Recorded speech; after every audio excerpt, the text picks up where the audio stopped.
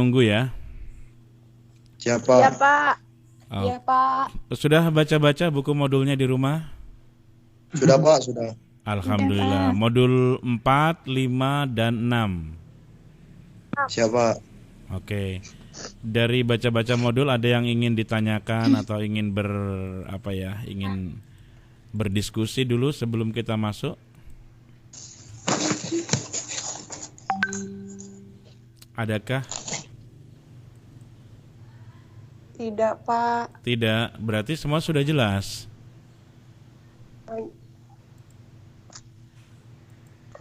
Pasti udah jelas dong ya.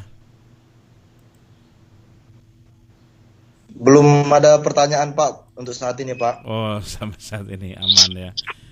Oke, kalau gitu saya tak siapkan absensinya dulu sambil menunggu teman-temannya. Yang hadir sekarang sudah mengerjakan tugas semua ya? Sudah, Pak. Oke, sebentar. Alhamdulillah. Sudah, Pak. Aha, siap.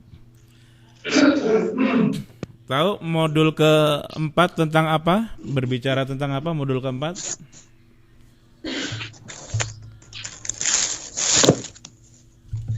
Globalisasi sebagai tantangan, Pak. Wah, Globalisasi sebagai tantangan Pak. Globalisasi sebagai tantangan. Oke, itu modul keempat. Ada berapa kegiatan pembelajaran ini? Ada 1, Ada 3 Pak. 2, dan 3. Kalau modul yang kelima tentang apa? Tentang politik dan strategi nasional. Politik dan strategi nasional. Siapa? Oke.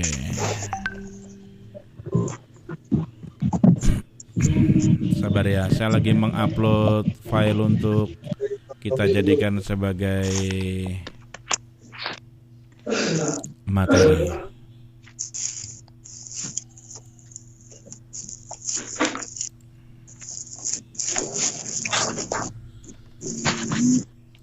Terus modul yang keenam tentang apa?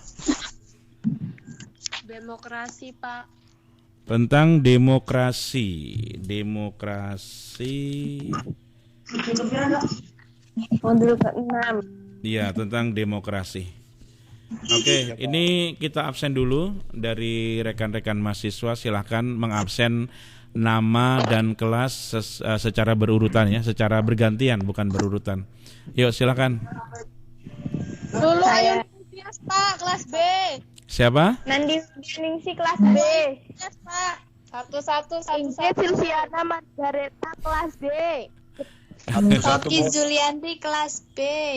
Sabar, Dan lagi Bapak dulu. Pak. Oke, yaudah sekarang kita kasih dulu untuk yang perempuan dulu. Silakan yang perempuan sebutkan nama dan kelas. 1, 2, 3. Dia Ningsi. Wiyanti kelas A. Oke. Silviana Margareta kelas B. Oke, terus? Lulu Ayu Tias, Maesa Citra Johana kelas B, Pak. Oke, siap. Nandi Marta. Pak. Nandi Widya Ningsi kelas B. Oki Julianti kelas B. Oke, Mbak Oki. Sudah yang perempuan? Marta Luda Pak. Pak. Masa sudah, Pak. Nandi Widya Ningsi udah Pak. Sudah. Maesa Citra Johana kelas B, Pak. Oke. Aha. Lulu Wiyanti udah ya, Pak. Sudah. Mila Pak. Marta, Pak, Marta. Marta, oke. Daru Pak. Mila. Daru, Pak. Daru. Aha. Yang laki-laki silahkan. Epi Nurdianto kelas B Pak. Coba pelan-pelan jangan sambil teriak. Nurdianto kelas B Pak. Oke. Bayu Santoso A, Pak. Bayu Santoso kelas A, Pak. Ya. Arif Rahman kelas A. Oke. Madi Widiana kelas B. Tambukulun kelas A Pak.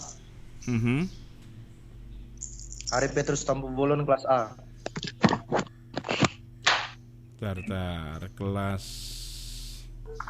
mana ini kok hilang ini komputernya?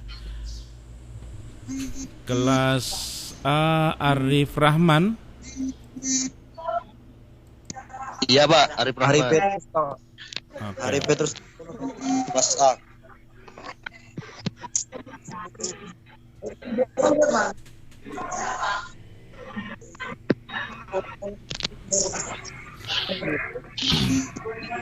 Oke ya.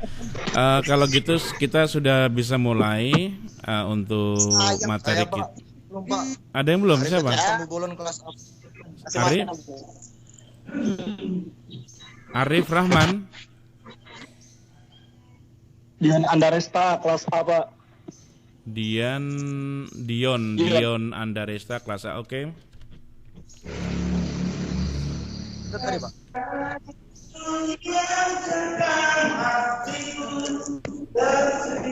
Oke ya, sudah ya. Pak, Hendra Saputra, Pak. Hendra Saputra. Pak. Oh, ini angkatan Ari tua ini. Petrus Tambubolon udah belum, Pak, tadi, Pak? Siapa? Ari Petrus Tambubolon. Ari Petrus nggak ada di sini. Kelas A, Pak, kelas A. Ari Petrus Kelas Tambubolon. A. Hari, Pak, hari. Nggak ada Ari. Adanya juga Ari Rahman di sini. Pak Bayu Santoso udah Pak. Budi Santoso sudah. Bayu Santoso, Bayu. Oh, Bayu Santoso sudah. Oke. Tadi udah, Pak. Siapa? Happy tadi udah, Pak. Coba ulang lagi, jangan bertabrakan. Happy tadi udah. Gimana suaranya putus-putus? Happy sudah kan, Pak? Happy Nurdianto. Happy Nurdianto. Happy, oke sudah. Iya, Pak. Imade Widiana Pak. Imade Lingga Dharma sudah. Oh, Widiana. Oke, sudah. Ya. Anji Ramadianto, Pak. Haji Rahmat. Adi Wiranto. Bukan, Pak, Panji Ramadianto, Pak. Oh, Panji. Ya Pak. Panji. Ari Petrus, Pak. Ari Petrus. Tambubolon. Kok nggak ada sih namamu Ari Petrus? Kelas B coba, Pak. Tapi Oh, hari ya. ya Hari Petrus dan Kedengaranku Ari. Hari, Pak, Hari. Oke. Udah, Pak. Benar. Udah semua ya? Terima kasih, Pak. Pak. Siapa? Vilano Manara, Pak. Vilano Manara. V. Kok nggak ada Vilano ya? Oh, ada nih, kelas B ya. F, Pak. F, Vilano. Oke. V bukan F. F ya? Iya, F ya. Oke, sorry. Vilano Manara. Oke, siap. Iya. Oke, sudah semua berarti ya? Sudah, Pak. Nanti kita absen lagi di belakang panggung, nggak apa-apa. Oke, materi kita hari ini sudah saya siapkan. Loh, mana ini? Ini saya. Kok belum ada di sini?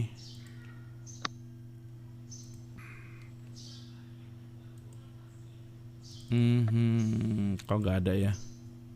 Apa belum diupload ya? Yang belum sempat membaca buku siapa nih di kelas ini?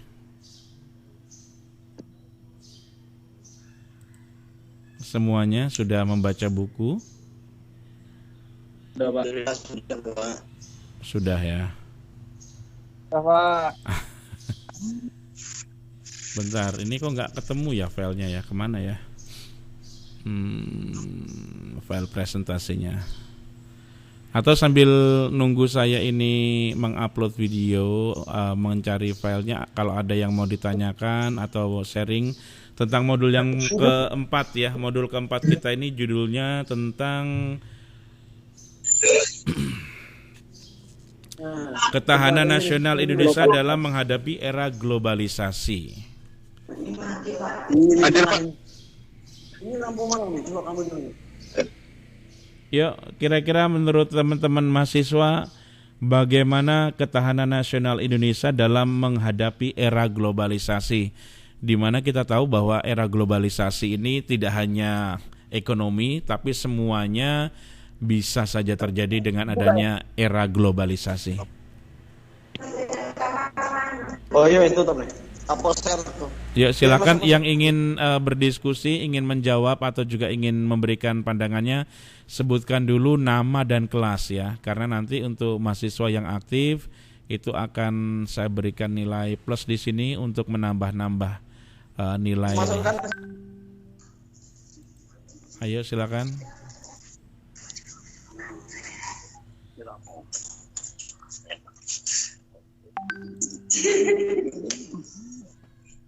Ayo.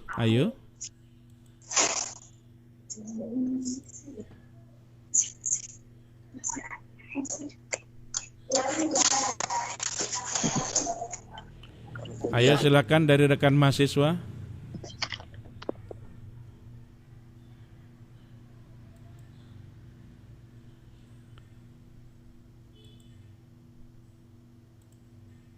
Ini gimana sih kok nggak muncul?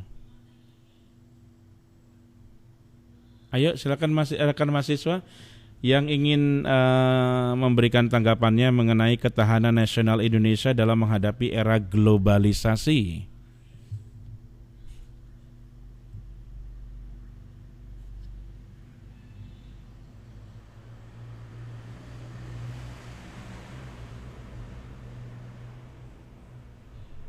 Halo. Ya, halo Pak. Ayo Pak. Putus-putus Pak. Ayo silakan. M. Daniel Prayoga Pak, dari kelas B hadir Pak. Oke, ya M. Daniel Prayoga, ini kelihatan banget ini di layar. Iya Pak, siap Pak. Saya Pak. Ya, silakan yang memberikan ini tanggapannya mengenai ketahanan nasional Indonesia dalam menghadapi era globalisasi. Menurut rekan-rekan mahasiswa, bagaimanakah ketahanan nasional Indonesia saat ini? Sebutkan nama dan juga kelasnya sebelum memberikan tanggapan atau diskusinya.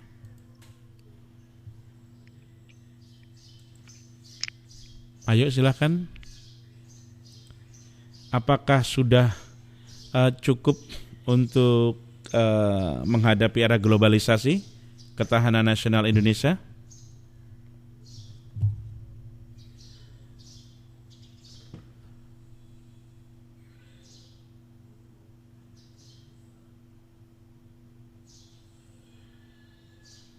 Ayo silahkan.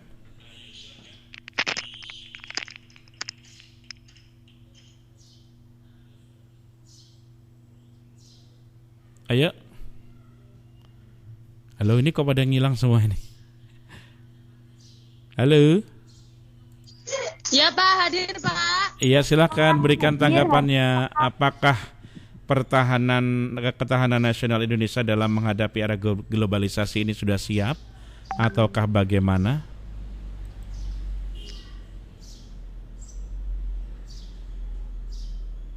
Ayo silakan.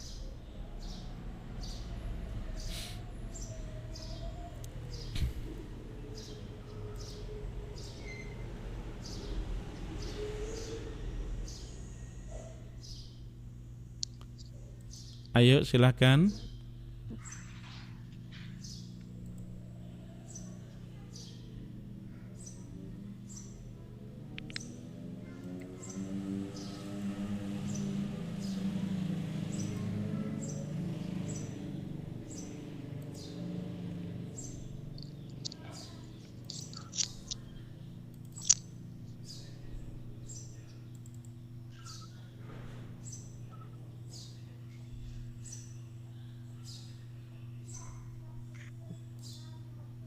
Halo.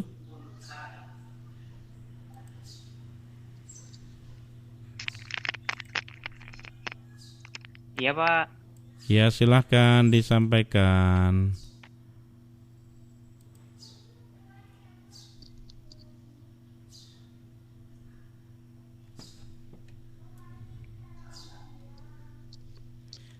Layarnya kelihatan nggak besar ini? Kecil Pak. Kecil banget ya? Gak kelihatan Kecil, ya? Pak. Oke, ini seharusnya jalan ini. Tapi di layar saya sudah jalan. Gak kelihatan, Pak. Nggak kelihatan. Di layar sini masih yang kecil, Pak. Iya, mudah-mudahan kelihatan ini. Ketahanan nasional Indonesia dalam menghadapi era globalisasi. Ada yang tahu nggak apa itu globalisasi?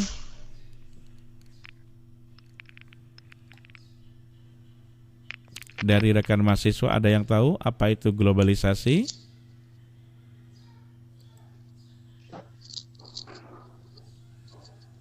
Halo? Proses integrasi internasional, Pak. Proses integrasi internasional. Artinya mendunia ya. Iya, mendunia. Kemudian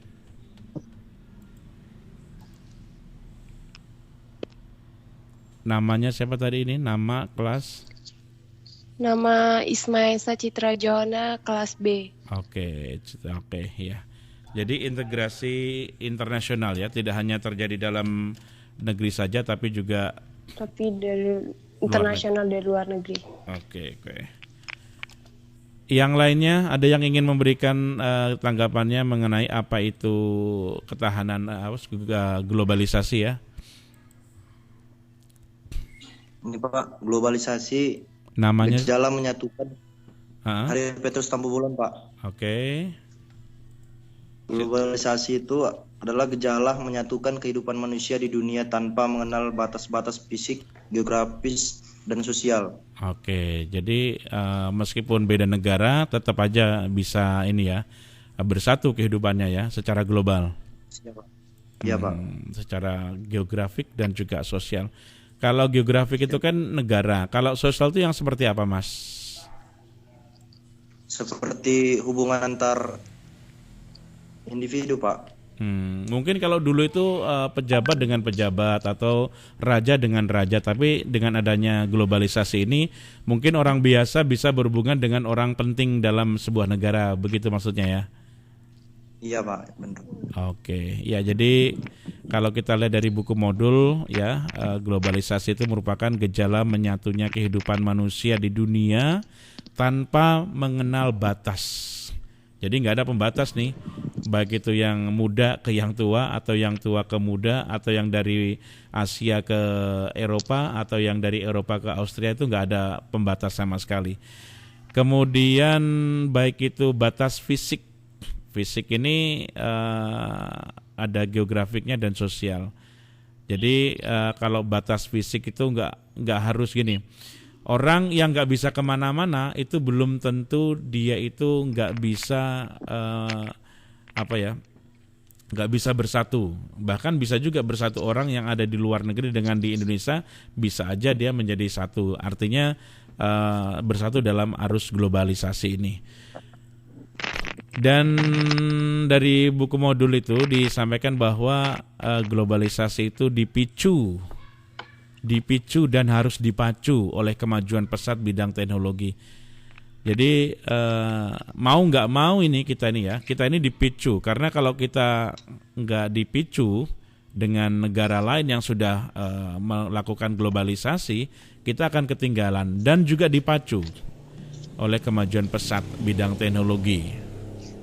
Zaman sekarang kalau misalnya sudah ada teknologi tapi kita tidak bisa atau kita tidak mengikuti arus atau globalisasi ini, ya bisa dikatakan ketinggalan ya.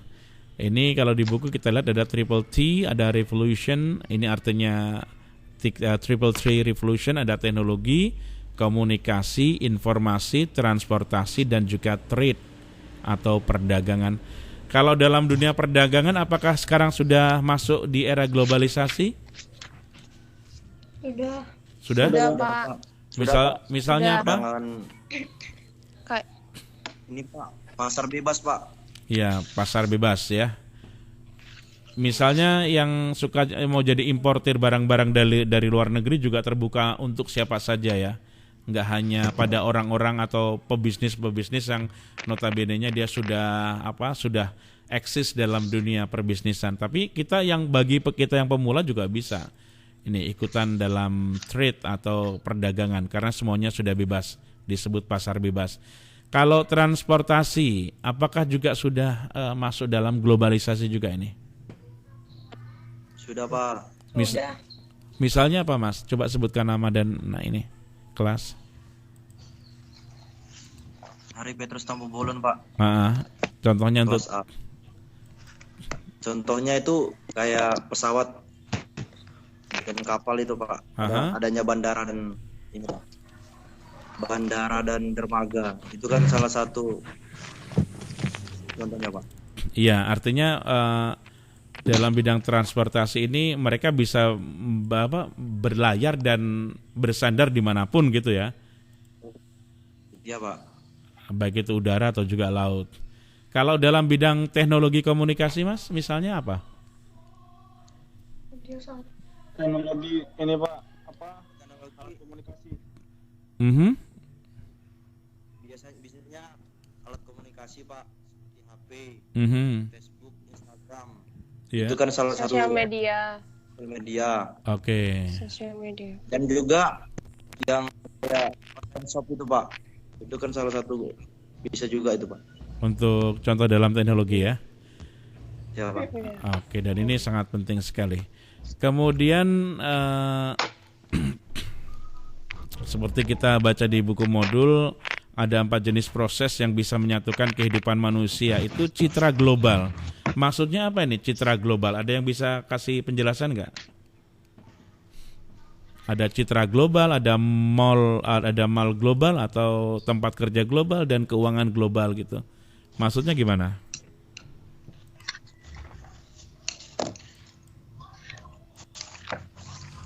Ada yang bisa bantu untuk menjelaskan?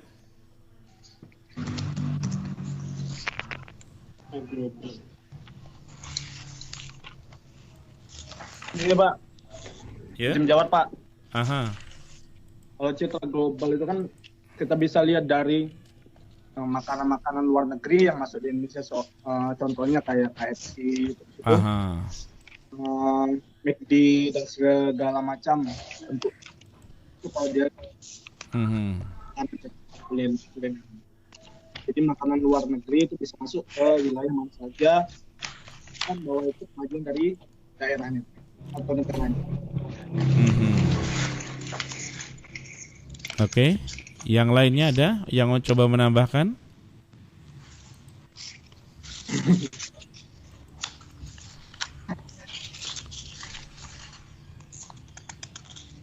Ayo, silakan.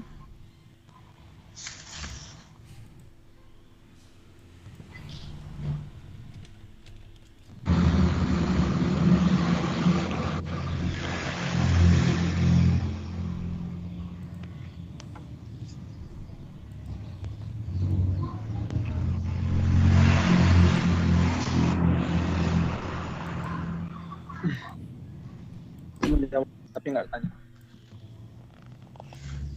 Ya, jadi dengan adanya arus globalisasi ini memang ada 4 jenis yang bisa menyatukan kehidupan manusia ya.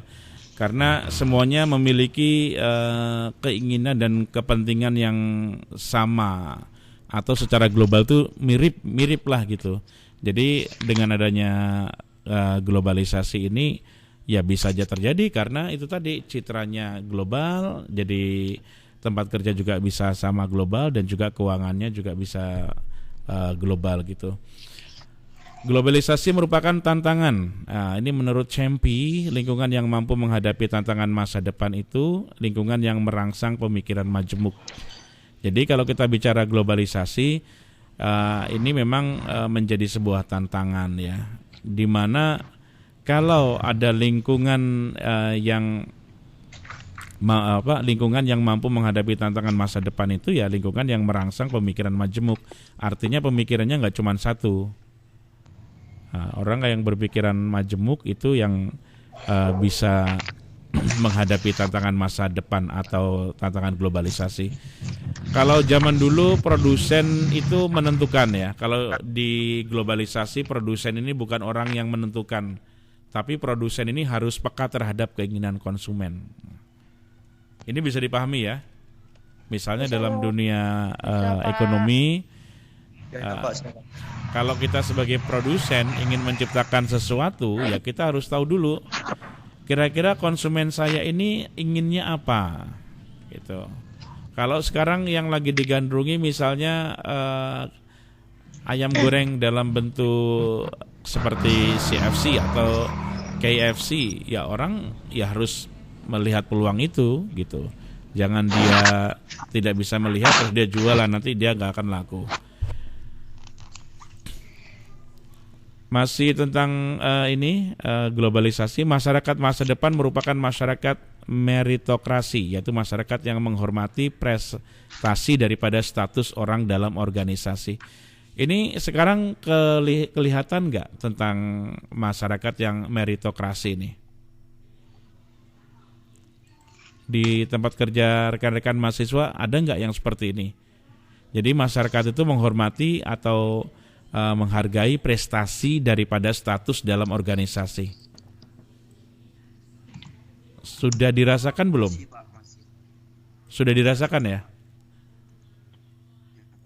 Kadang kan kita dengan misalnya kita dengan atasan atau dengan orang yang ini nomor 1, tapi dia tidak melakukan apa-apa atau tidak memiliki prestasi apa-apa.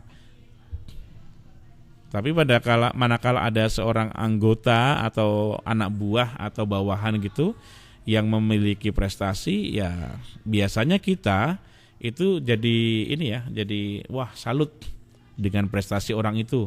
Padahal dia itu bawahan loh, tapi bisa gitu. Ya, berarti itu namanya meritokrasi.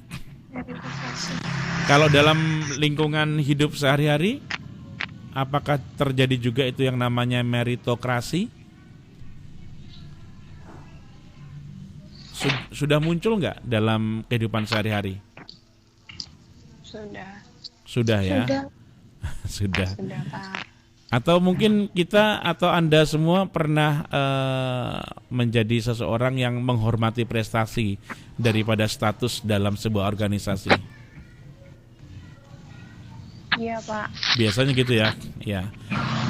Intinya lingkungan masyarakat juga biasanya menghormati seseorang yang dapat menuntaskan pekerjaannya dan bukan berdasarkan kedudukan dalam organisasi. Itu yang penting. Akibat hubungan bisnis atau perdagangan yang telah menyatukan kehidupan manusia, maka timbul kesadaran yang lebih intern terhadap hak-hak dan kewajiban asasi manusia. Sejalan dengan kehidupan demokrasi semakin marak dan manusia ingin menjauhkan diri dari berbagai bentuk penindasan. Nah, ini contoh dari globalisasi ya. Jadi globalisasi ini mengarah ke sini. Jadi manusia ini sudah muncul kesadaran terhadap hak-hak dan kewajiban asasi manusia.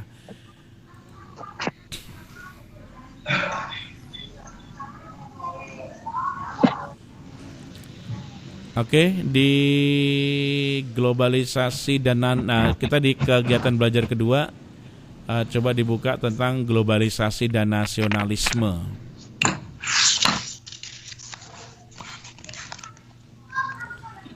Dua kata ini, globalisasi dan nasionalisme, ini dua hal yang notabene-nya dia saling bertabrakan gitulah. Kalau globalisasi ini secara umum menjadi satu, tapi kalau nasionalisme ini biasanya kita tetap menomorsatukan hal-hal yang ada dalam wilayah kita atau negara kita. Kira-kira apa hubungannya antara globalisasi dan nasionalisme? Saat ini kita dihadapkan dengan pasar bebas globalisasi, sementara kita sebagai bangsa Indonesia harus tetap menjunjung tinggi rasa nasionalisme kita. Misalnya dalam dunia perdagangan kita tetap menggunakan produk-produk asli Indonesia, misalnya seperti itu. Sementara barang-barang dari luar negeri itu juga datang tidak bisa dibendung dengan berbagai macam fasilitas dan juga berbagai macam nilai plusnya. Kira-kira menurut rekan mahasiswa, antara dua hal ini mana yang paling berperan? Apakah globalisasi ataukah nasionalisme?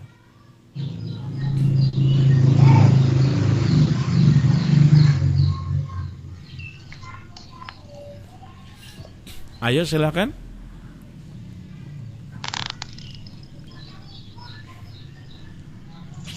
Apakah ada yang ingin memberikan ini tanggapannya?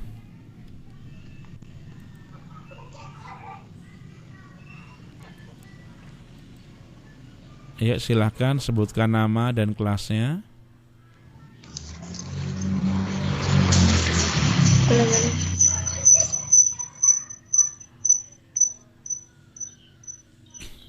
Ayo. Ini ada M. Daniel Prayoga, ada Dwianti, ada Vilano, ada Nandi, ada Hernawan, ada juga ini Mas Arif Rahman, ada Happy,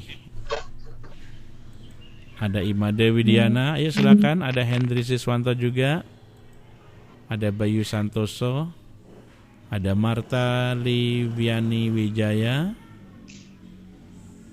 ada Hendra Saputra Inekol. Wah.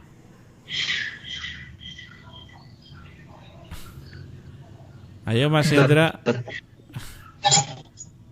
Ini Mas Hendra malah telepon-teleponan sama siapa ini? Mas Agus Fatoni, wah lagi teleponan juga ini. Halo, ada Hoki Inekol.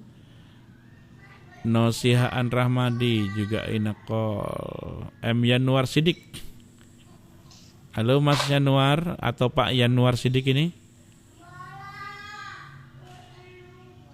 Ada Fadlih Robi dan masih banyak yang lainnya. Ayo silakan.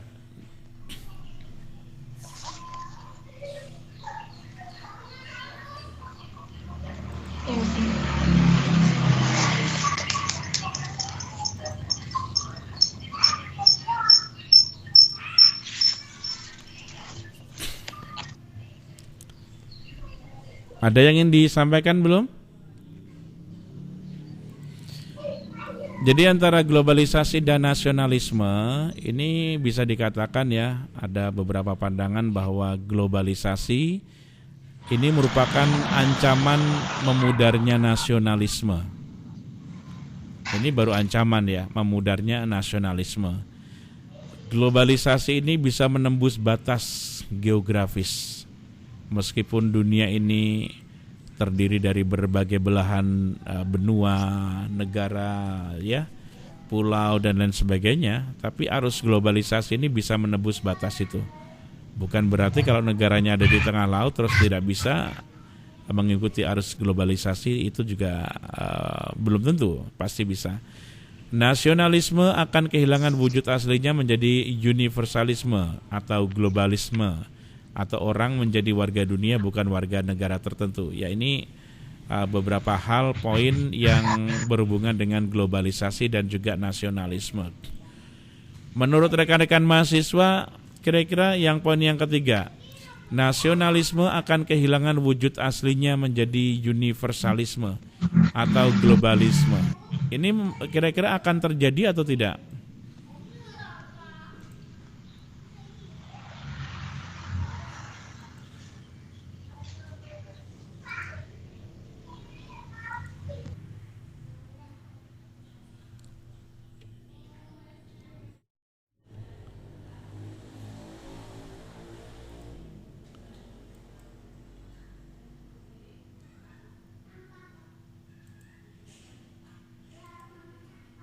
Halo?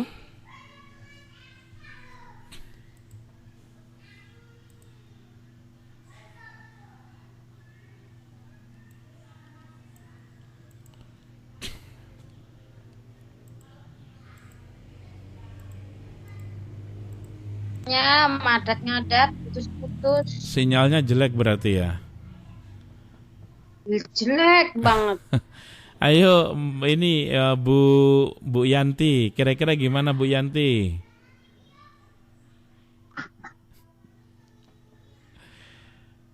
Kira-kira apakah nanti nasionalisme akan kehilangan wujud aslinya enggak menjadi universalisme dengan adanya globalisasi ini?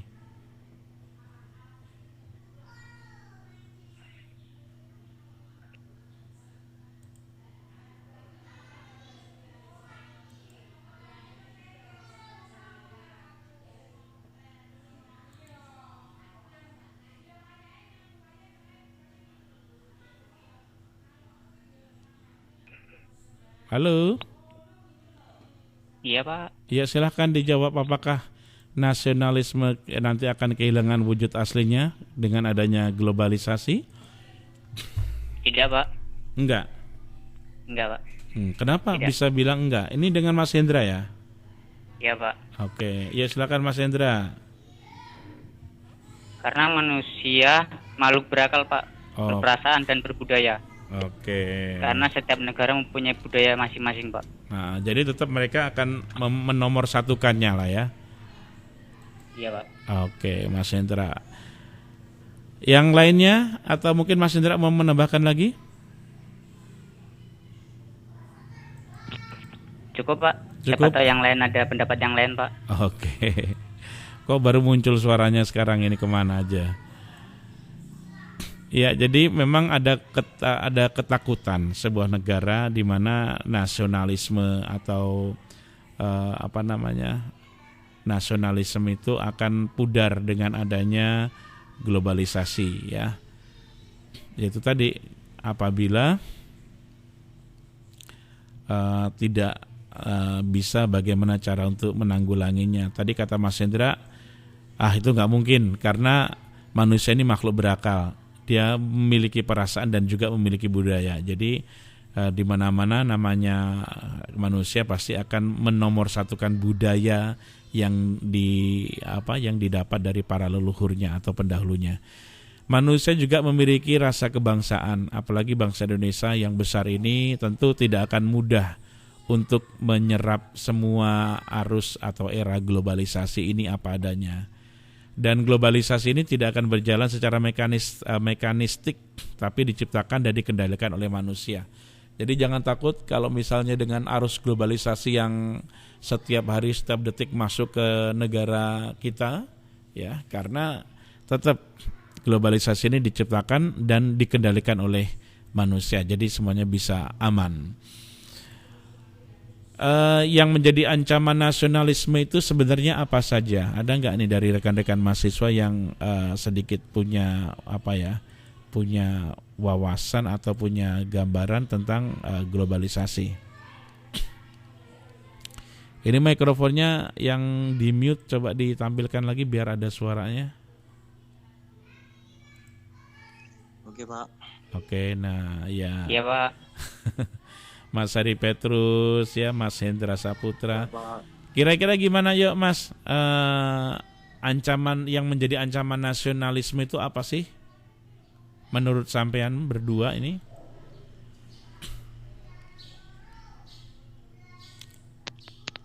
Ayo Mas Arif Rahman juga. Sambil ngetes suaranya ini. Mungkin ini Pak. Ini siapa ini? Kesenjangan ekonomi dan sosial. Ini Arif Rahman ya? Iya. Iya. Iya Pak. Oke, yuk Mas Arif Rahman, apa yang menjadi ancaman? Yang menjadi ancaman mungkin karena kesenjangan ekonomi dan sosialnya Pak. Oh ini ya, karena ada yang mapan, yang tidak mapan, ada yang miskin, ada yang kaya gitu ya. Maka muncul kesenjangan. Ini yang akan menjadi ancaman nasionalisme. Selain itu apa lagi Mas? Apa lagi? Bisa dari keamanan juga Pak. Aha. Keamanan gimana maksudnya? Ya dengan globalisasi ini kan pasti banyak masyarakat dari luar yang akan masuk ke Indonesia dengan mudahnya Pak. Ngapain Bapak? Jadi itu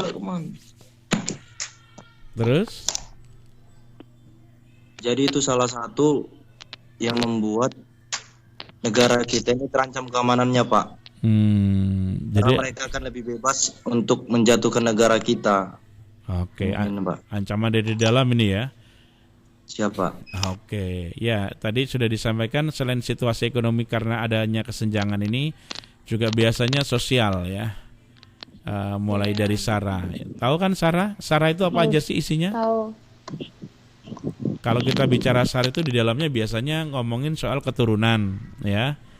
Kemudian ngomongin kesukuan, golongan, kebangsaan, agama. Nah, ini hal yang penting ini. Karena biasanya di masyarakat atau di suatu negara itu kalau sudah digosok yang namanya sara, ini mudah sekali untuk terpecah belah. Dan yang terakhir, apa yang menjadi ancaman nasionalisme kita? Ada yang tahu? Silakan coba jawab. Hari Petrus, ini mikrofonnya juga sudah on. Ada Ancaman politik, Pak. Ancaman politik. Yang seperti apa ancaman politik?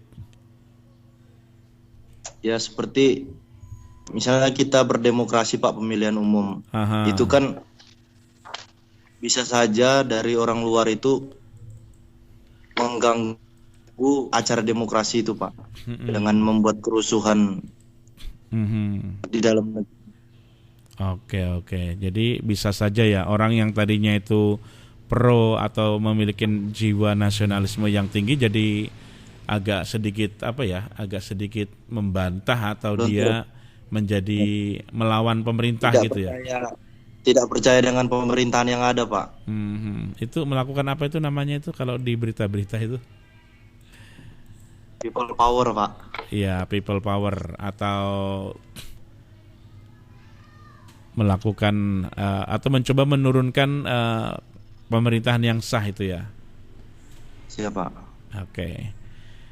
Ya, itu modul keempat tentang tentang globalisasi dan nasionalisme.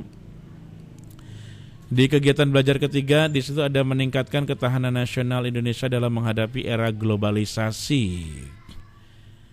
Kelemahan dan kekuatan Indonesia dalam menghadapi era globalisasi. Ini sudah berbicara soal Indonesia ya. Sebenarnya dalam menghadapi era globalisasi, ini Indonesia ini negara yang memang luas, dan dari sini kita bisa lihat kelemahan dan kekuatan. Kira-kira mampukah Indonesia dalam menghadapi era globalisasi? Ada beberapa hal yang menjadi kelemahan dan juga kekuatannya. Misalnya dari geografis.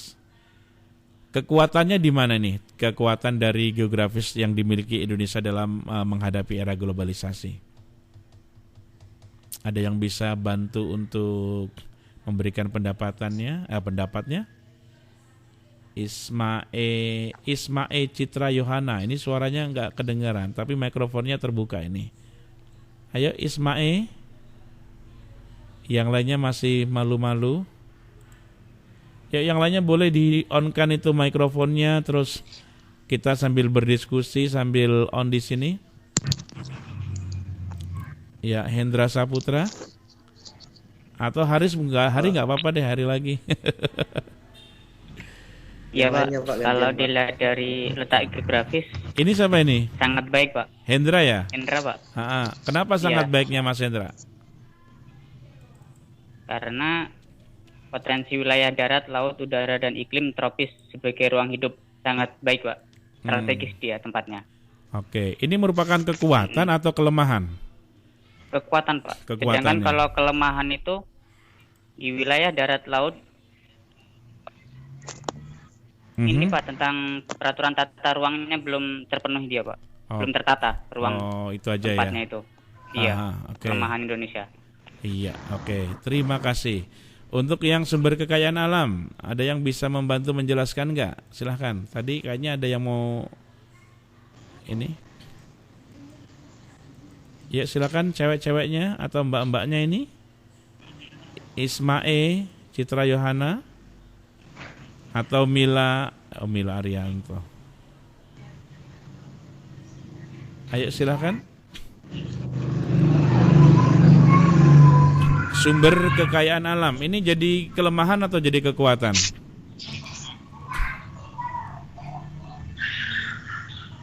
Di era globalisasi kekuatannya ya karena sumber kekayaan alam Indonesia sangat banyak, jadi bahan-bahan bakunya itu sangat mudah didapat. Tapi kelemahannya mungkin karena kurang maksimal dalam mengelola sumber kekayaan alam. Jadi masih banyak yang harus diimpor dari luar negeri misalnya gitu ya.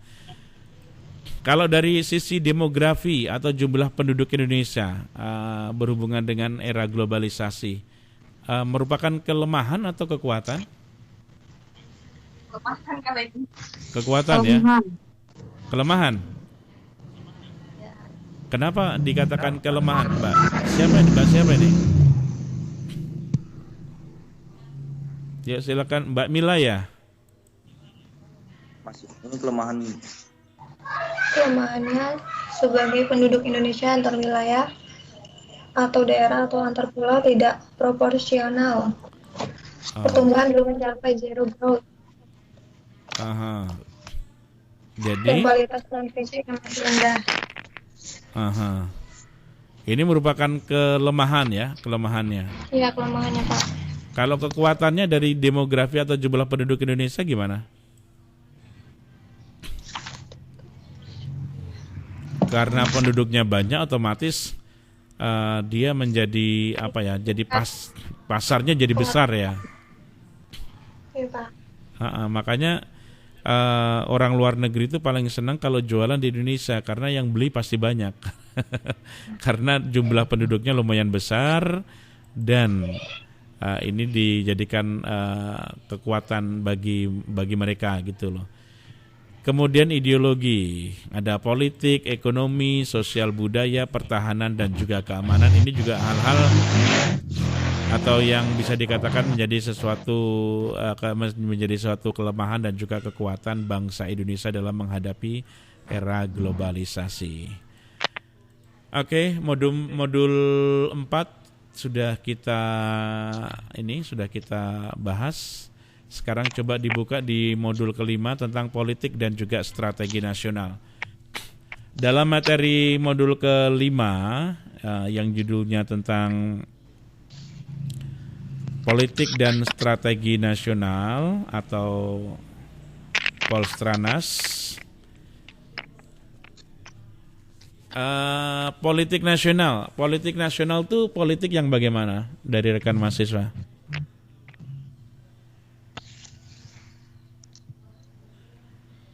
Politik yang bagaimana?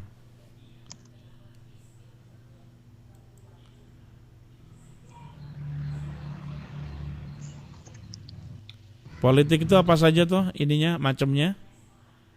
Ada politik nasional itu adalah asas atau haluan dan kebijaksanaan negara tentang pembinaan serta penggunaan potensi nasional dalam Bangnas dan mencapai tujuan nasional. Ya, jadi sebenarnya politik nasional itu untuk pembangunan nasional ya, atau Bangnas itu untuk mencapai tujuan nasional. Itu yang dimaksud politik nasional. Kalau politik luar negeri sudah hubungannya dengan luar negeri. Nah, di dalam mencapai tujuan nasional ini makanya ada istilahnya politik. Jadi kalau kita bicara politik itu kan pasti larinya ke partai gitu kan. Nah, tapi kita juga perlu tahu juga bahwa tujuan dari dibuatnya politik ini ya untuk pembangunan nasional, untuk membangun Indonesia. Meskipun banyak sekali partai politik yang ada di Indonesia macam-macamnya, itu sebenarnya mereka juga ingin membangun Indonesia dengan dengan gaya mereka masing-masing. Politik nasional ini mencakup politik dalam negeri, ya, ada politik dalam negeri. Contohnya partai politik itu ya, itu termasuk dalam politik dalam negeri. Ada politik ekonomi. Ada yang tahu di sini yang dimaksud dengan politik ekonomi itu yang seperti apa? Swasembada dan swadaya. Ini Mbak Mila Arianto ya? Mila Arianto benar? Iya, Pak. Iya. Oke, gimana Mbak politik ekonomi itu? Ayo silakan. Mila Arianto. Politik ekonomi berkaitan dengan motif dan prinsip serta tindakan ekonomi, Pak. Jadi gimana caranya gitu ya? Coba Mila Arianto ini nama lengkapnya siapa? Mila Arianto. Kok di absen nggak ada ya? Kelas B kan? Kelas B. Kok di sini adanya Marta, ada Nandi, kok Milanya nggak ada ya? Coba nanti hubungi Pak Danang. Ya, takutnya nggak dimasukin atau di mana. Ini adanya Kelas A, Pak, ada. Di kelas A ada nggak? di kelas A. Oh, ada di kelas A ternyata dirimu. Ada di kelas A di nomor paling atas sendiri. Oke, sorry. Kok ngacak gini ya? Oke, jadi politik ekonomi itu ya berbicara tentang bagaimana caranya ekonomi di Indonesia ini menjadi bagus gitulah ya. Makanya banyak sekali yang istilahnya itu kalau dalam dunia politik itu mafia-mafia ekonomi yang menggunakan segala macam cara untuk memperkaya diri sendiri ya. Ada politik pertahanan dan juga keamanan. Nah, ini juga penting ini. Dalam strategi nasional adanya politik pertahanan dan juga keamanan. Jadi kalau misalnya pertahanan dan keamanan Indonesia itu tidak ada politiknya, ya nggak bisa. Yang dimaksud politik ini ya cara-cara gimana cara agar pertahanan dan juga keamanan Indonesia ini bisa lebih bagus gitu. Faktor yang mempengaruhi politik nasional adalah ideologi, ekonomi, sosial, budaya, dan juga pertahanan dan keamanan. Ini rekan-rekan mahasiswa bisa dibaca itu di bukunya, buku modulnya luar biasa, itu banyak sekali. Jangan pusing duluan, bersabar ya. Oke, selanjutnya ada Stranas atau Strategi Nasional. Strategi Nasional ini merupakan sebuah cara untuk melaksanakan politik atau kebijakan nasional untuk mencapai sasaran dan tujuan nasional. Setuju nggak ini? Strategi nasional. Benar ya? Jadi kita harus memiliki cara untuk melaksanakan suatu politik atau suatu kebijakan.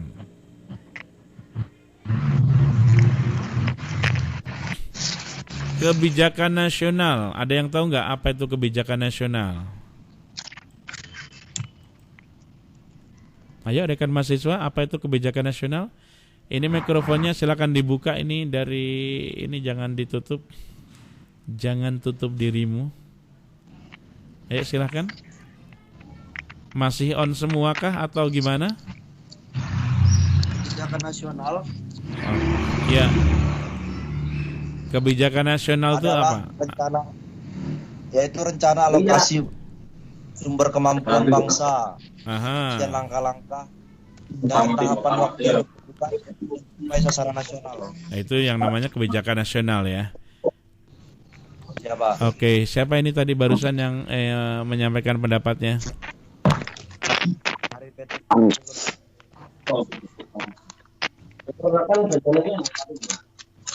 Oke.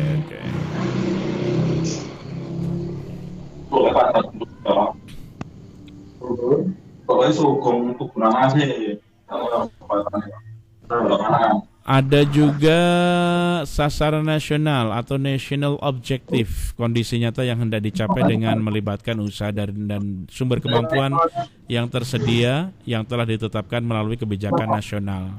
Sasaran nasional ini kemudian diwujudkan melalui sejumlah kegiatan nasional. Ya, ini beberapa istilah di modul kelima mengenai politik dan juga strategi nasional. Berarti penting ya politik dan strategi nasional ini ya?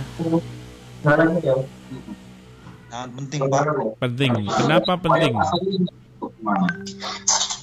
Ada yang tahu kenapa kok dikatakan penting?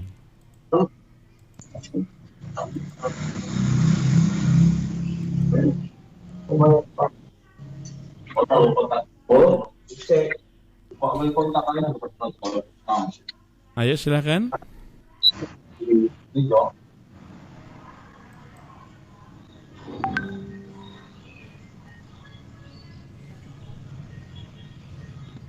Halo.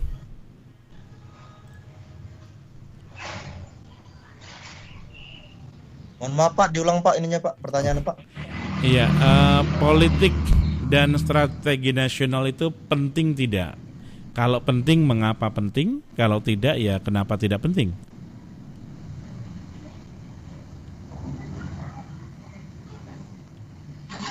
Menurut saya sih Pak, kalau strategi nasional itu sangat penting untuk memajukan negara ini.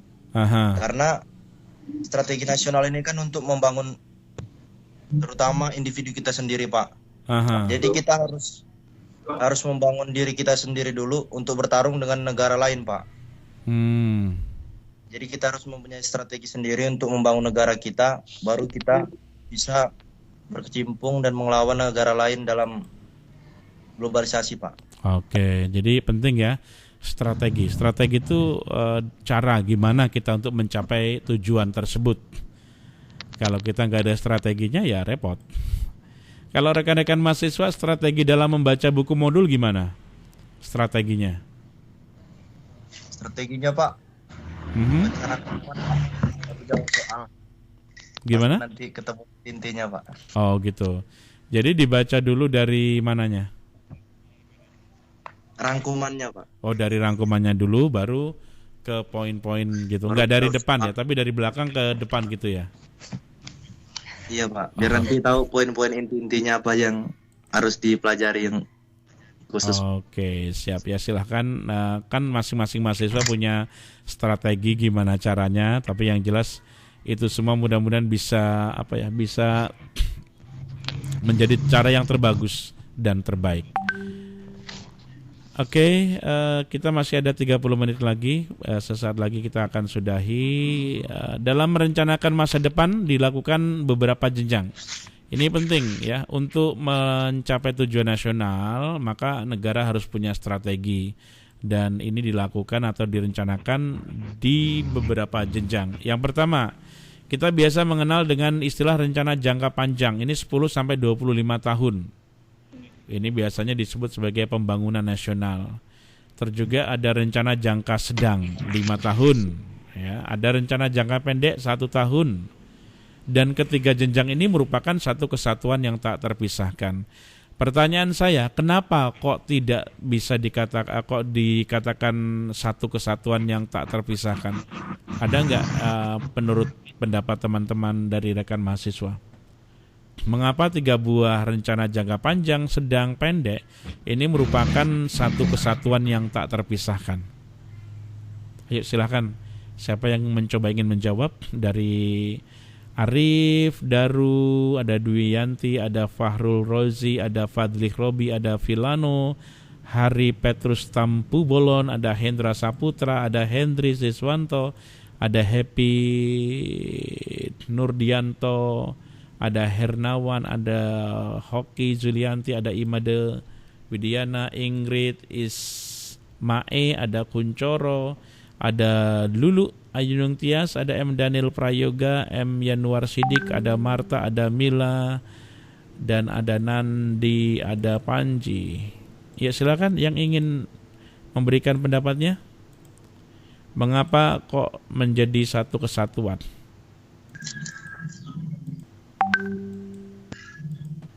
Monggo.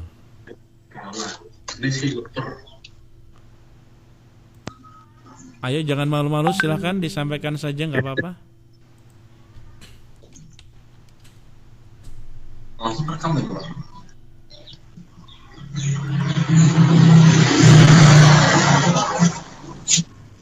Ayo dari rekan mahasiswa silahkan. Maaf Pak, pertanyaannya boleh diulang? Oke. Sampai habis dari mana aja nih? Itu Pak berisik, tadi ada kendaraan lewat. Oke. Dalam mencapai tujuan nasional kan biasanya negara kita memiliki strategi, dan strategi itu direncanakan secara berjenjang ya. Ada rencana jangka panjang, ini biasanya 10-25 tahun, ada yang jangka menengah 5 tahunan, ada yang jangka pendek 1 tahun. Nah, ketiga jenjang ini merupakan satu kesatuan yang tak terpisahkan. Nah, kenapa kok dikatakan sebagai kesatuan yang tak terpisahkan gitu? Dengan siapa? Nama, kelas? Yang mau mencoba menjawab silakan, nama dan kelas berapa?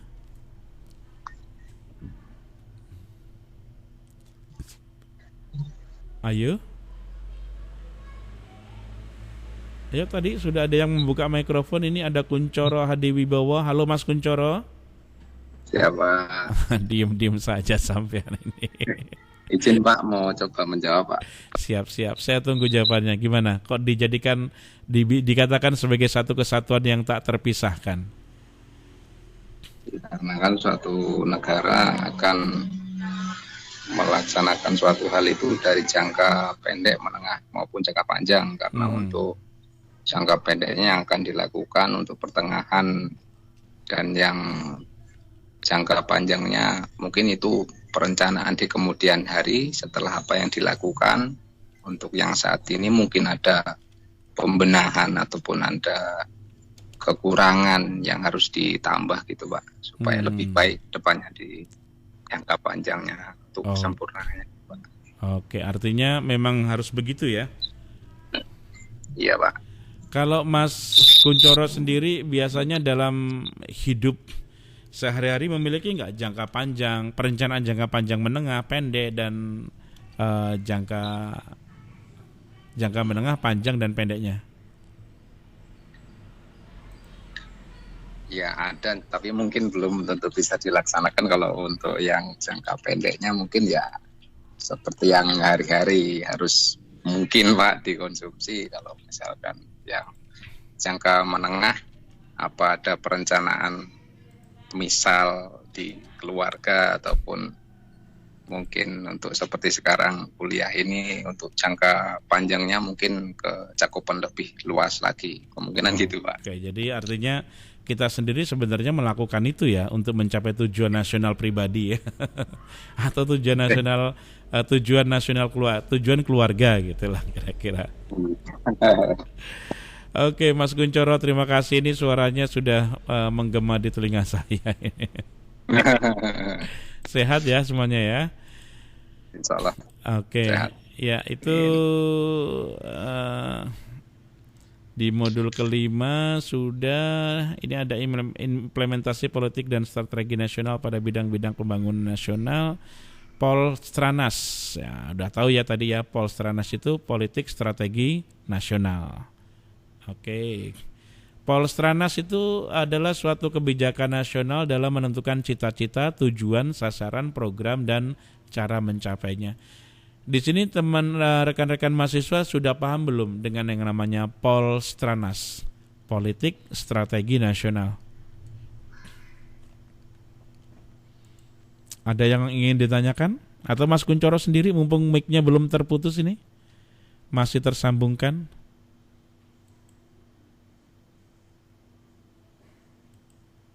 Atau yang lainnya silahkan untuk memberikan tanggapannya.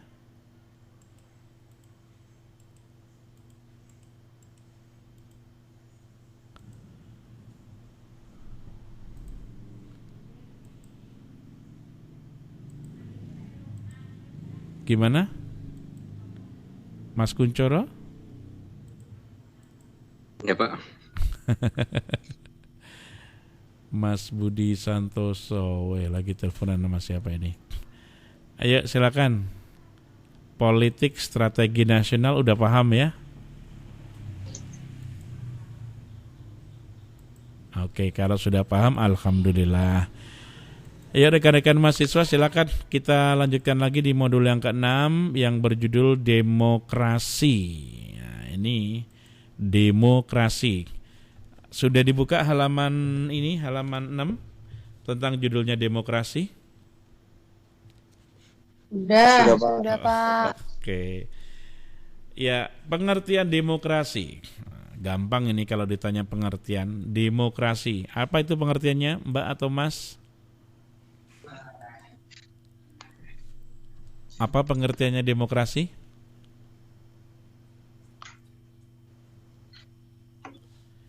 Demokrasi adalah rakyat yang berkuasa. Benar apa salah demokrasi? Mengizinkan warga berpartisipasi dalam negara mungkin Pak. Ya, dalam mencapai tujuan negara ya. Nah, kita di Indonesia ini rakyat berkuasa, benar ya. Pemerintahan dari rakyat, oleh rakyat, dan untuk rakyat. Tapi yang dimaksud rakyat yang berkuasa ini kan kita punya wakil-wakil rakyat yang kita pilih DPR. Nah, kemarin itu DPR atau DPRD itu adalah wakil rakyat kita. Jadi bukan berarti kita yang berkuasa terus kita pribadi sebagai rakyat semau kita sendiri, enggak. Tapi yang dimaksud rakyat berkuasa ini adalah bahwa dalam sebuah tatanan suatu pemerintahan itu kita diwakili oleh wakil rakyat kita yang ada di DPR atau juga yang ada di DPRD. Demokrasi dapat dipandang dari sudut individu dan sudut masyarakat. Dari sudut individu kita mengenal demokrasi liberal, dari sudut pandang masyarakat biasanya kita mengenal demokrasi non-liberal. Kepentingan masyarakat ini lebih diutamakan daripada kepentingan individu. Ya, oke. Itu materi kita. Ada di kegiatan belajar kedua, di situ juga disampaikan bahwa perkembangan demokrasi dari abad ke-9 sampai dengan abad ke-20. Jadi rekan mahasiswa bisa melihat bagaimana sih perkembangannya demokrasi dari abad ke-19 ke-19 sampai dengan abad ke-20. Kemudian di kegiatan belajar ketiga, praktek demokrasi di Indonesia. Kira-kira menurut pendapat teman-teman mahasiswa ilmu hukum, kira-kira prakteknya bagaimana di Indonesia? Apakah demokrasinya sudah benar dari rakyat oleh rakyat dan untuk rakyat, atau rakyat yang berkuasa, atau bagaimana? Silakan siapa yang mencoba menjawab dengan menyebutkan nama dan kelasnya terlebih dahulu.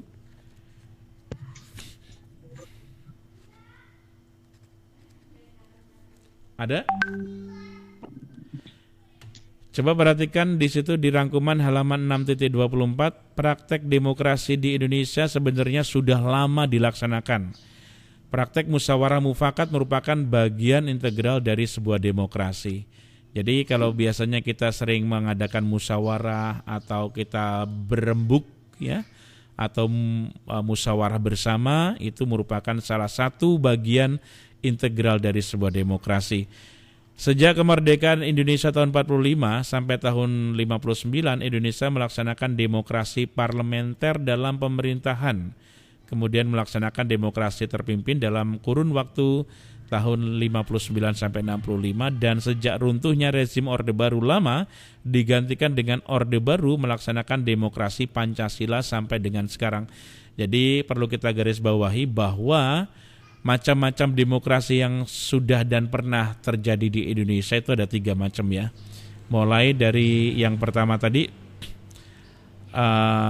demokrasi parlementer dalam pemerintahan, kemudian demokrasi terpimpin, kemudian demokrasi Pancasila sampai dengan sekarang. Gejala dalam demokrasi parlementer pemerintahan tidak stabil karena kuatnya peranan partai politik dalam pembangunan dan pembangunan terhambat. Nah, ini yang dirasakan nih pada saat demokrasi parlementer itu digunakan di Indonesia pada tahun 45 sampai 59, ini tidak stabil ya.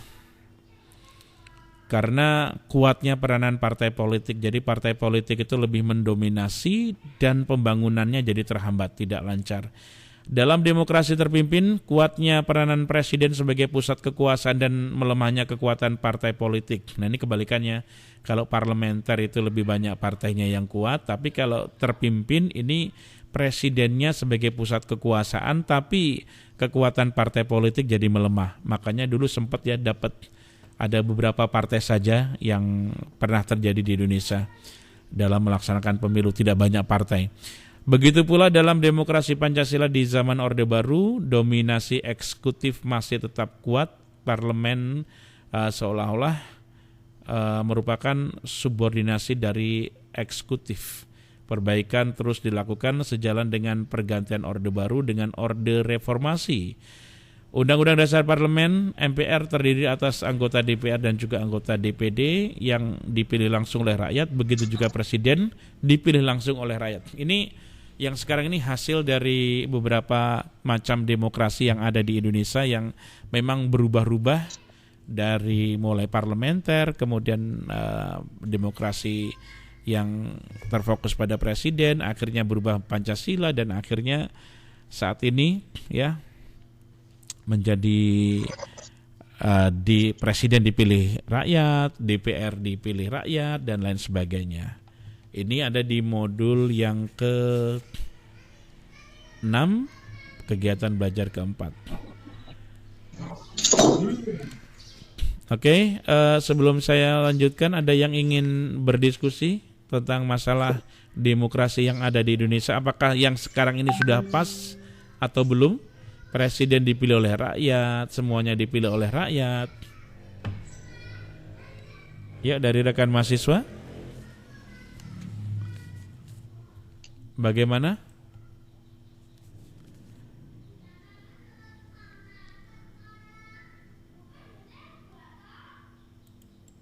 Iya, silahkan.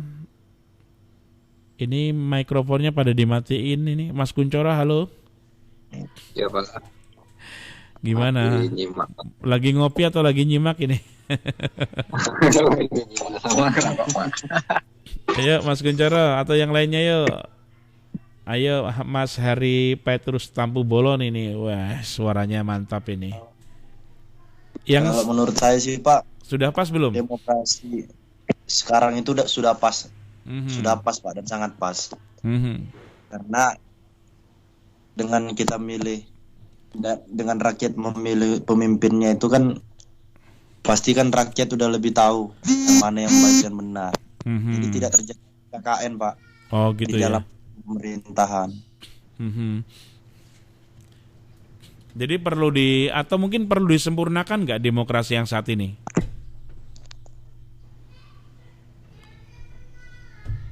Perlu disempurnakankah atau bagaimana?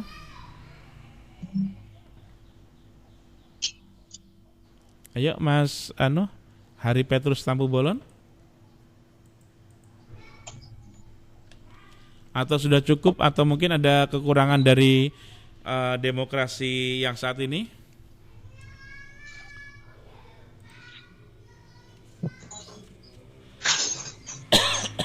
Atau cukup?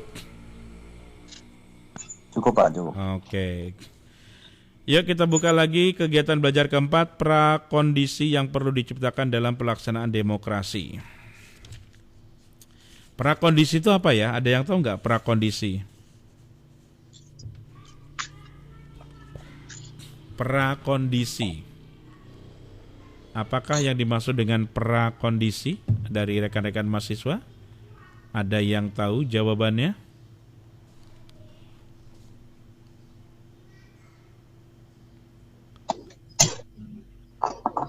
Pra itu apa? Pra itu sebelum ya. Oke. Kalau pra sejarah berarti sebelum sejarah. Kalau prakondisi berarti sebelum kondisi yang sebenarnya.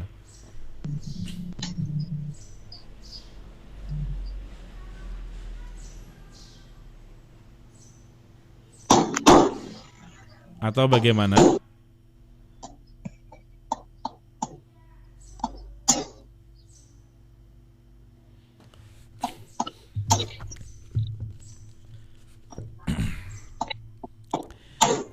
Oke, demokrasi akan cepat berkembang pada masyarakat kapitalis dan pada masyarakat feodalis. Birokratis, demokrasi akan berjalan tersendat-sendat. Ini bukan berarti di Indonesia demokrasi tidak bisa berkembang. Makin tinggi tingkat pendidikan masyarakat, kesejahteraannya makin meningkat dan juga surutnya kultur feodalisme membuat demokrasi berkembang pesat di Indonesia. Demokrasi sudah menjadi kebutuhan masyarakat dalam berbagai aspek kehidupan berbangsa, bernegara, dan juga bermasyarakat. Sebagai pedoman dalam kehidupan, maka ia mempunyai nilai-nilai yang yaitu perlindungan terhadap hak-hak dasar, kebebasan berekspresi, dan juga berkesadaran. Privasi masyarakat sipil, keadilan, dan juga persamaan. Demokrasi juga dilandasi oleh prinsip-prinsip moral, yaitu keyakinan atau nilai dan martabat manusia, kebebasan manusia, penegakan hukum menuju pada perbaikan dan juga persamaan. Nah, ini inti dari modul yang ke-6, kegiatan pembelajaran kita yang ke-4 ya. Oke, modulnya sudah kita bahas. Sekarang kita coba untuk menjawab beberapa pertanyaan. Tapi di sini saya matikan dulu karena saya harus membuka untuk aplikasi untuk menjawab soal ya. Oke, udah siap ya menjawab soal ya?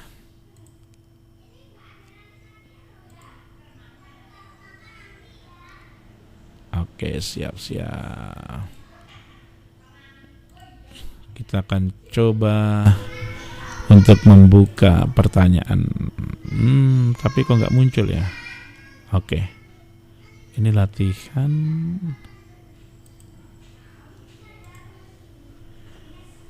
Ini modul 1 kemarin ini. Nggak jadi.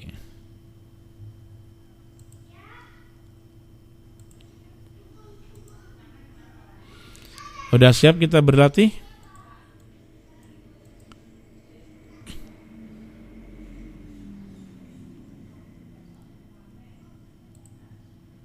Halo rekan-rekan mahasiswa.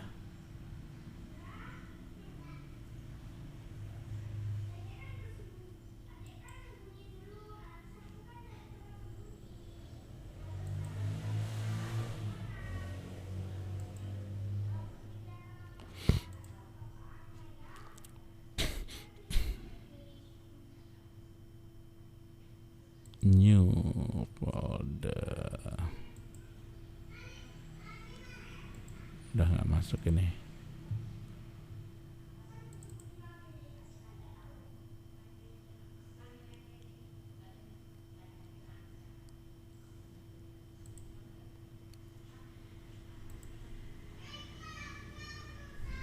Latihan pendidikan kewarganegaraan.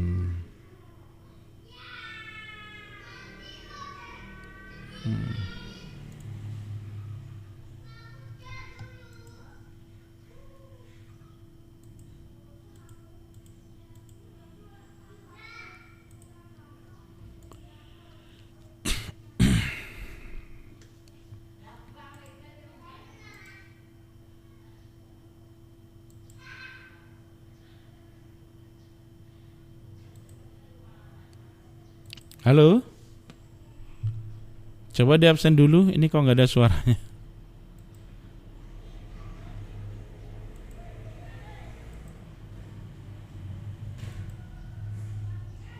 Halo rekan mahasiswa, apakah suara saya terdengar dengan jelas?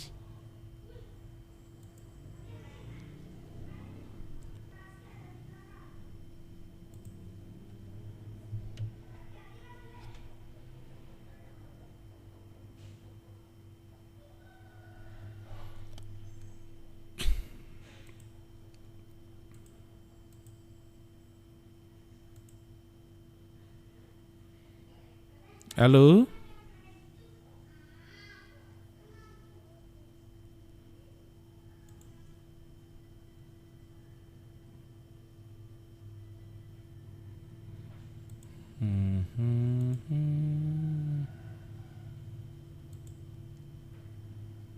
Latihan.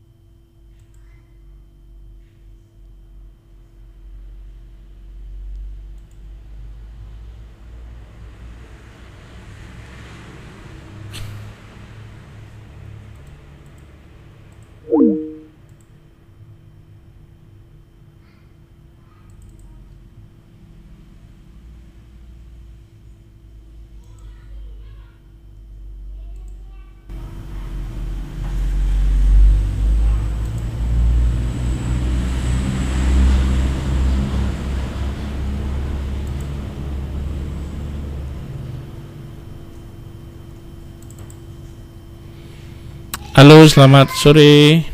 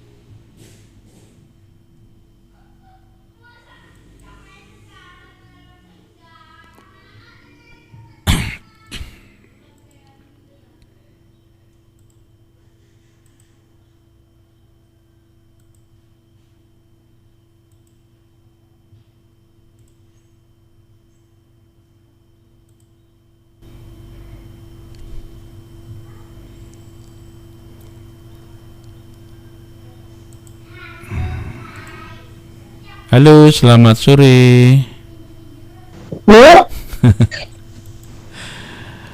Mbak Duyanti gimana, masih stay di Bandar Lampung? Bu Yanti, apa Bu? Oke. Apa Bu? Oke ya, sekarang Udah kita selesai belum sih ini? bentar lagi selesai. Belum ditutup. Oh ya, ini ada apa nih, latihan modul. Iya betul. Sekarang kita belajar latihan modul ya untuk modul keempat. Ya, sekarang kita coba jawab pertanyaan yang sudah kita buat ya.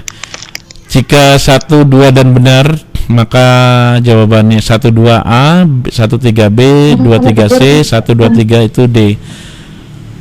Usahakan jangan melihat jangan melihat kunci jawaban. Kita sambil belajar ini, bentar lagi selesai. Dunia ini merupakan suatu pasar yang besar atau bazar global. Indikator hal ini yaitu yang mana nih? Menjamurnya mal-mal, berkeliarannya turis-turis, atau tersebarannya tekstil dan pakaian jadi Indonesia di kota-kota besar dunia. Apa kira-kira? Ayo rekan mahasiswa. Oke, kita coba jawab untuk nomor 1. Apa kira-kira jawabannya? B, Pak. D, Yang Pak. D, Pak. D. D apa B? B. D. Oke. 1, 2, 3. Iya betul. Jadi dunia ini merupakan pasar yang besar. Makanya disebut bazar global. Indikatornya ini menjamurnya mal-mal dengan produk luar negeri. 2. Di era globalisasi ini umat manusia dipersatukan. Jenis proses yang mempersatukan umat manusia adalah apa? D, Pak. Ya, ada citra global, D, mal Pak. global. 1, 2, 3. Oke, siap. Berikutnya, ini udah dijawab A ya. Nilai-nilai positif globalisasi mempunyai dimensi baru yang negatif dan tidak pernah dikenal sebelumnya, yaitu kriminalitas dan ya pembajakan internasional, penyebaran penyakit baru dengan cepat seantero dunia. Nomor 4. Akibat globalisasi di mana hubungan umat manusia yang semakin intens mempunyai dampak sampingan seperti tumbuhnya kesadaran hak asasi manusia, Kesadaran hak asasi manusia dan demokratisasi dan kesadaran lingkungan hidup yang baik. Yang baik. Jadi jawabannya adalah B ya, 1 dan ketiga. B. Kemudian ini, akibat eksploitasi sumber daya alam yang intensif, gaya hidup yang konsumerisme. Konsumerisme itu gaya hidup yang hobi belanja, dikit-dikit beli, dan kerusakan lingkungan yang tidak dapat dipecahkan secara lokal karena berdampak negatif terhadap planet bumi secara keseluruhan, maka muncul gagasan-gagasan global tentang Global village dan government. Nah, oke, betul. Jawabannya adalah 1 dan 2 dan 3. Global 2 dan village 3. dan juga global government. Government. Iya. Yang modul kelima masih sama. Untuk mencapai suatu kehidupan nasional yang diinginkan, baik yang bersifat nasional maupun internasional, maka diperlukan politik nasional. Dalam konteks ini, politik merupakan 1, 2, 3. Benar, Pak. jalan mencapai kehidupan nasional, cara mencapai kehidupan nasional, atau alat untuk mencapai kehidupan nasional. Benar semua? Benar semua. 1, 2, 3, Pak. Oke. 1, 2, 3, Pak. Jawabannya adalah D, betul ya. Ayo Mbak Duyanti kok diem aja ini. Kehidupan nasional harus dibina dengan politik dan kebijaksanaan nasional. Konsep pembinaan di sini mencakup Perencanaan apa? Perencanaan pengembangan, semuanya pemeliharaan, ya. dan pengendalian. Iya, semuanya berarti 1 dan 2. Perencanaan dan pengembangan, pemeliharaan dan juga pengendalian. Pengendalian, Pak. Belakangan sampai ini ya. Politik pertahanan dan keamanan Indonesia bersifat defensif, preventif, ofensif. Dan preventif aktif. Pak. Defensif itu apa sih defensif? Defensif. Preventif itu apa? Pencegahan. Pencegahan. Ofensif? Menyerang. Iya, defensif itu bertahan ya. Defensif itu nyerang, defensif itu menyerang ya. Preventif itu bertahan, ofensif itu dia harus siap. Sultan Agung pada tahun 1829 menyerang Batavia. Pasukannya membendung Kali Ciliwung dan memasukkan bangkai-bangkai ke dalam Kali Ciliwung. Implikasinya pertahanan kompeni di Batavia lumpuh, wabah kolera merajalela dan Gubernur Jenderal J.P. Kon meninggal. Dalam konteks ini, Sultan Agung menjalankan Politik Kerajaan Mataram. B. Pak. B, Pak. Politik Kerajaan Mataram, perang biologik dan strategi melumpuhkan. Ya, jawabannya adalah D, 1, 2, dan 3. Ya, kenapa disebut perang biologi? Karena dia ada wabah-wabah kolera ini ya. Bukan corona tapi kolera. Korelasi. Strategi dewasa ini diterapkan tidak hanya dalam bidang militer tetapi juga dalam bidang-bidang lainnya seperti politik, ekonomi, budaya asing yang merusak moral bangsa. Bener? Yang mana nih? D, Pak. D. Ya, yang D. Ada politik memenangkan parpol dalam pemilu, ekonomi, ekspansi pasar suatu produk, dan budaya asing. Ini modul ke-6 terakhir. Oleh Maryam Budiarjo, demokrasi diterjemahkan secara populer dalam pemerintahan, yaitu pemerintahan dari, oleh, dan untuk rakyat. Oke, betul. D. Dalam demokrasi liberal, membangun kekuasaan ditunjukkan untuk melindungi kehidupan individu dan kebebasan individu. Oke. Kemudian ada beberapa prinsip demokrasi yang paling pokok. D. Yaitu adalah ya D, liberate, negara yang melakukan demokrasi proletariat di bawah ini adalah, ini harus baca buku ini. Negara mana ini di antara 3 negara ini? Ya, RRC dan Vietnam. Republik Cina. Oke. Asas dari demokrasi konstitusional diantaranya adalah yang mana ini asas dari demokrasi konstitusional? Pembagian atau pemisahan kekuasaan, jaminan HAM, kebebasan dari 1, 2, 3, Pak. Oke, 1, 2, dan 3. Selanjutnya silahkan membuka soal latihan di modul Anda. Oke. Ya, itu dia kita berlatih untuk modul 6, 4, 5, dan 6. Dan untuk pertemuan besok kita akan menggunakan atau juga akan membahas modul yang ke berapa? 7 7, 8 dan 8, 9. 9. Iya, berarti minggu depan merupakan pertemuan ketiga. Dan setelah pertemuan ketiga kita masih ada satu lagi pertemuan, yaitu pertemuan keempat. Dan setelah pertemuan keempat kita tidak ada lagi pertemuan selanjutnya, tapi rekan mahasiswa tinggal menunggu informasi dari UT atau dari Pokjar mengenai pelaksanaan UTS. Iya, sebelum kita akhiri, kira-kira ada nggak informasi yang ingin disampaikan?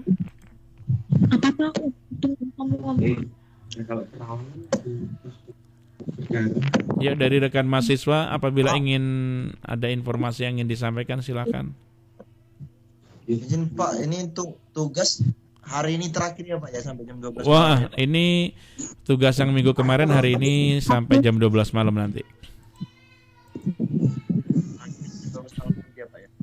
Betul. Kumpulnya di mana Pak? Itu kemarin linknya tak buka, video semua. Ada di bawah video linknya. Ya, linknya ada di bawah video ya. Siapa? Oke, ya. Jadi untuk linknya silahkan ada di bawah video yang kita kirimkan di grup WA. Oke, sebelum kita akhiri, dari rekan mahasiswa ada yang ingin ditanyakan atau cukup? Cukup ya? Boleh usul Pak. Gimana? Tugas Pak. Usul gimana? Ini Pak, kan kemarin kan tugasnya Bapak berikan itu hari Jumat ya Pak ya? Bukan hari Jumat, hari Kamis kalau nggak salah ya. Hari Kamis Pak. Kependekan ya. Itu boleh usul Pak untuk dipercepat Pak diberikannya Pak. Iya, karena kemarin itu terjadi kesalahan pada komputer, jadi komputernya error. Belum bisa disampaikan. Oke, nanti ini secepatnya, nanti habis ini kita buat tugasnya biar nanti bisa dicek sama mahasiswa. Oke? Terima kasih untuk sarannya. Sampai jumpa di pembelajaran minggu depan. Kalau tidak ada yang ditanyakan, kita akhiri sampai di sini. Selamat sore. Wassalamualaikum warahmatullahi wabarakatuh. Waalaikumsalam warahmatullahi wabarakatuh. Terima kasih Pak. Sama-sama. Terima kasih Pak. Nah.